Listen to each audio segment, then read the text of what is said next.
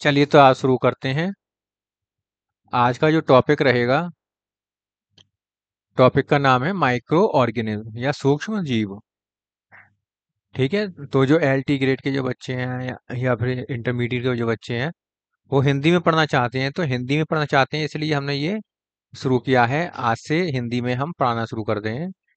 तो पहला चैप्टर है सूक्ष्म जीव। इसमें पहले जो हमें हमें ये पढ़ना पड़ेगा विषाणुओं के बारे में, इनवा और वायरस, प्रियॉन, है ना, इन सब के बारे में पढ़ना होगा। तो विषाणु सबसे पहले हम देख लेते हैं। विषाणु शब्द जो है वो एक लैटिन शब्द से बना है और जिसका अर्थ होता है विष। ठीक है, खोजकर्ता जो है इसके डिस्कवरी करने वाले वो है इवानोवस्की। हिंदी में इवानोवस्की ऐसे लिखा है, तो 1892 में। किसमें? 1892 में इन्होंने खोज की थी, इवानोवस्की ने, तंबाकू के पौधे में। तंबाकू के पौधे में इन्होंने देखा कि कुछ बैक्टीरिया लगे हुए हैं, कुछ बीमारियां लगी हुई हैं और डिसीज लगी हुई है। उसको इन्होंने ले लिया, उन पत्तियों को ले लिया। उसके बाद उसको कपड़ छान करके उसका जूस निकाल लिया, रस निकाल लिया।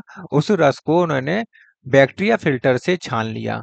बैक्टीरिया फिल्टर से छानने के बाद जब उन्होंने देखा कि इसमें बैक्टीरिया फिल्टर से छानने के बाद इसमें कोई बैक्टीरिया नहीं बचा होगा, अब उस पानी को उन्होंने क्या काम करा कि स्वस्थ पत्तियां जो थी तंबाकू की उनके ऊपर लगा दिया, तो उनको भी ये डिसीज हो गई।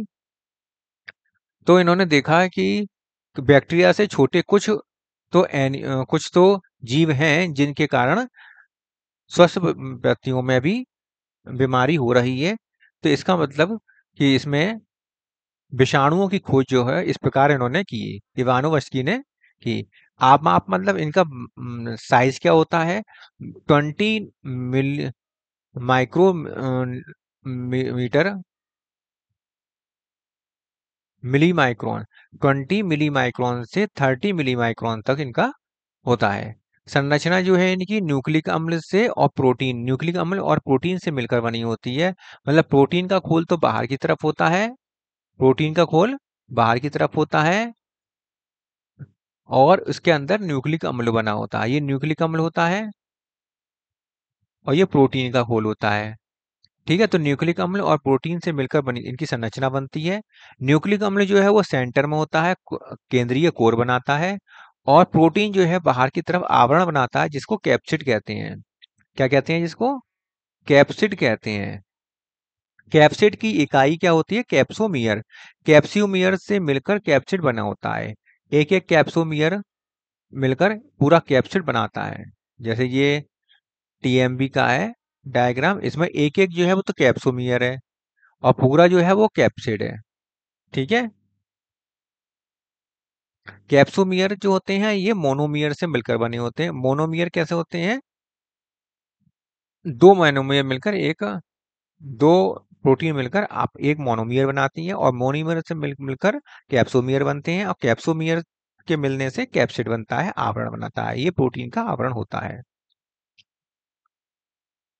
आगे देखिए, कैप्सिड कैप्सिड जो होते हैं इसमें दो प्रकार के होते हैं, एक तो हेलिकल और आइसोमेट्रिक। हेलिकल और आइसोमेट्रिक दो प्रकार का कैप्सिड पाया जाता है वायरस में। हेलिकल जो होता है इसमें न्यूक्लियस के चारों ओर, जो न्यूक्लियस है न्यूक्लियस के चारों ओर कुंडलित व्यवस्था में व्यवस्थित रहते हैं। न्यूक्लियस मतलब nucleic acid, nucleic acid. Nucleus क्या है यहाँ पर? यहाँ पर न्यूक्लिक क्या है? Nucleic acid. डीएनए आरएनए जो भी होता है उसके चारों तरफ कुंडलित अवस्था में व्यवस्थित रहता है, तो इसे कहते हैं हेलिकल प्रकार का कैप्सिड। और जब कैप्सोमियर अनेक तलों पर व्यवस्थित रहता है, अनेक अलग अलग तलों पर व्यवस्थित रहता है, तब इसे कहते हैं आइसोमेट्रिक। क्या कहते हैं इसे? आइसोमेट्रिक कहते हैं। अब कैप्सिड के बारे में कुछ इंपॉर्टेंट बातें हैं वो याद रखनी है। जैसे कि कैप्सिड केंद्रकाव को सुरक्षा प्रदान करता है। क्या करता है? केंद्रकाव को सुरक्षा प्रदान करता है, जिसमें प्रतिजीवनी प्रतिजीवनी गुण होता है।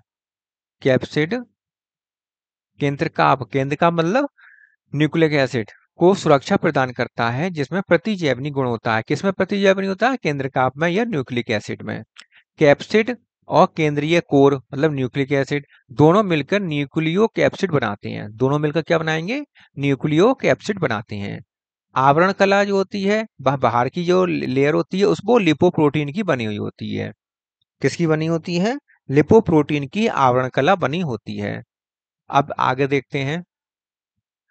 न्यूक्लिक अम्ल परपोषी कोशिका, मतलब कोई बाहर है जीवित कोशिका है, परपोषी कोशिका, तो न्यूक्लिक अम्ल परपोषी कोशिका में प्रवेश करके संक्रमण फैलाता है। तो संक्रमण इसका कैसे फैलता है? वायरस का संक्रमण। वायरस का संक्रमण फैलता है किसी जीवित कोशिका में, ये अपने न्यूक्लिक एसिड को, न्यूक्लिक अम्ल को, डीएनए को या फिर आरएनए को इंट्रोड्यूस कर देते हैं, प्रवेश करा देते हैं। इस प्रकार से इसमें संक्रमण फैलता है। विषाणुओं के लक्षण देखिए, ये जीवित लक्षण भी होते हैं और निर्जीव लक्षण भी होते हैं। तो सबसे पहले हम देख लेते हैं जीवित लक्षण पदार्थों के समान, मतलब जीवित लक्षण कौन कौन से होते हैं।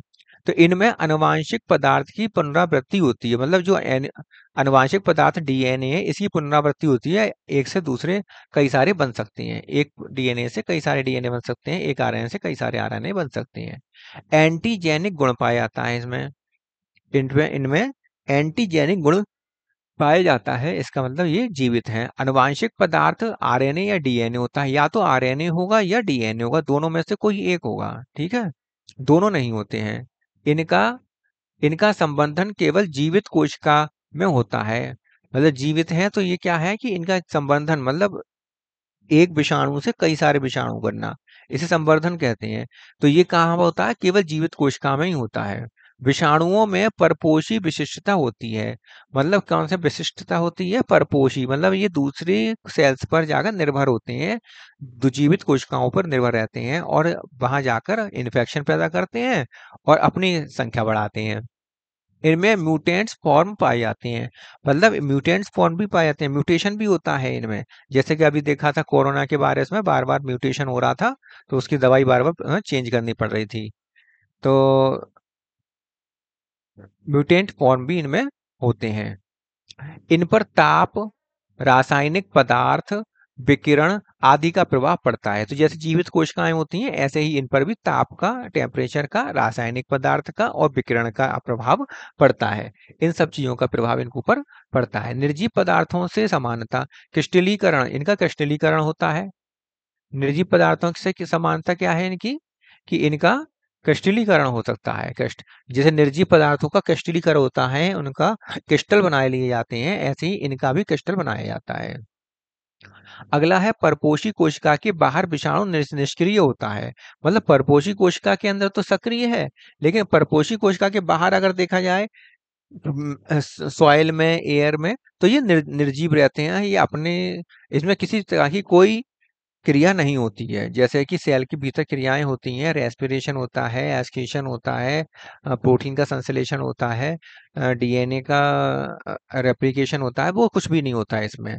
अगर सेल के बाहर है, जीवित कोशिका में ये नहीं है, किसी सॉइल में है, कहीं पानी में है या फिर कहीं किसी जगह पर है, किसी हवा में है, तो इनमें किसी तरह का कोई सक्रिय चीज नहीं होगी, ये निष्क्रिय पड़े रहती हैं। कोशिका भित्ति इनकी और कोशिका कला इनमें नहीं पाई जाती। जैसे सेल्स में कोशिका भित्ति होती है प्लांट सेल में, और जीवित कोशिका जो कोशिका कला होती है जीवित कोशिका में, वो एनिमल सेल में, तो इनमें नहीं पाई जाती है सब। श्वसन आदि का अभाव होता है, श्वसन नहीं होता, रेस्पिरेशन नहीं होता इनमें, प्रोटीन संश्लेषण, निष्क्रिय अवस्था में रहते हैं, प्रोटीन संश्लेषण भी नहीं होता। आनुवांशिक पदार्थ की पुनरावृत्ति, अब आनुवांशिक पदार्थ की पुनरावृत्ति के लिए जैसे इनकी डीएनए आरएनए है, तो डीएनए आरएनए जो न्यूक्लिक अम्ल है, इसका आनुवांशिक पदार्थ है। और आनुवांशिक पदार्थ की पुनरावृत्ति मतलब इनसे और दूसरे डीएनए बनना, आरएनए से दूसरे आरएनए बनना, तो ये सॉइल में या फिर एयर में मुमकिन नहीं है। इनके लिए जीवित कोशिका की आवश्यकता पड़ती है, जीवित कोशिका में ये जाते हैं, वहां जाकर इनकी पुनरावृत्ति होती है। अर्थात इसमें अपने संवर्धन के लिए परपोषी पर निर्भर रहते हैं, दूसरी कोशिकाओं पर ये निर्भर रहते हैं अपने जीवन। अगर इन्हें दूसरी कोशिका नहीं मिले, जीवित कोशिका नहीं मिले, तो ये अपना अपनी संख्या को नहीं बढ़ा सकते हैं, ठीक है। तो यहाँ तक की कोशिश ये हो गया। तो ये आज की क्लास में बस इतना ही पढ़ेंगे, ये वायरस हमारा। इसके बाद फिर हम पढ़ेंगे टीएमबी, टोबैको मोजेक वायरस, तंबाकू का जो मोजेक वायरस के बारे में, मोजेक विषाणु के बारे में डिटेल स्टडी करेंगे नेक्स्ट वीडियो में। आज की वीडियो में बस इतना ही, ठीक है।